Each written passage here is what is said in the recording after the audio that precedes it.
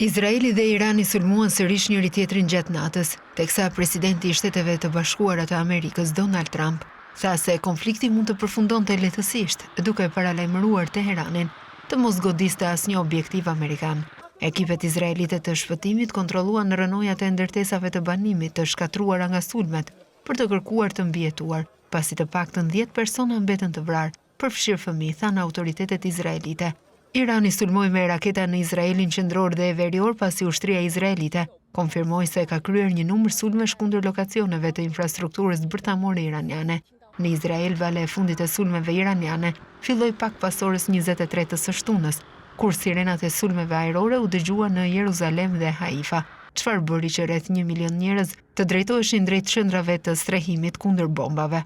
Rreth orës 2:30 të mëngjesit, ushtria izraelite paralajmëroi për një tjetër breshëri raketash dhe u bëri thirrje banorëve të kërkonin strehim. Teherani ka anuluar bisedimet bërtamore që Washingtoni i kishte cilësuar si të vetmen mënyrë për të ndaluar bombardimet e Izraelit, ndërsa kryeministri izraelit Benjamin Netanyahu tha se sulmet e Izraelit deri më tani nuk ishin asgjë në krahasim me atë që Irani do të shihte në ditët në vijim.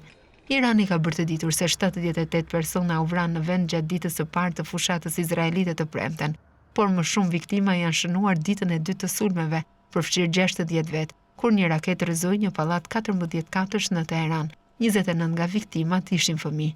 Ministria e naftës e Teheranit ka bërë të ditur se depoja e naftës Shahran në kryeqytet u godit në sulmet e fundit izraelite. Megjithatë, autoritetet iraniane njoftuan se situata është nën kontroll. Presidenti i Iranit, Masud Pezeshkian, ka kërcënuar se do të kundërpërgjigjet më ashpër nëse Izraeli nuk të riqet, sa ka që rebelët Huthi të Yemenit të lidhur me Iranin thanë të dielën se kanë shënjestruar në Izraelin qendror me disa raketa balistike në 24 orët e fundit, duke shënuar kështu herën e parë që një aleat i Iranit i është bashkuar konfliktit, njofton Reuters.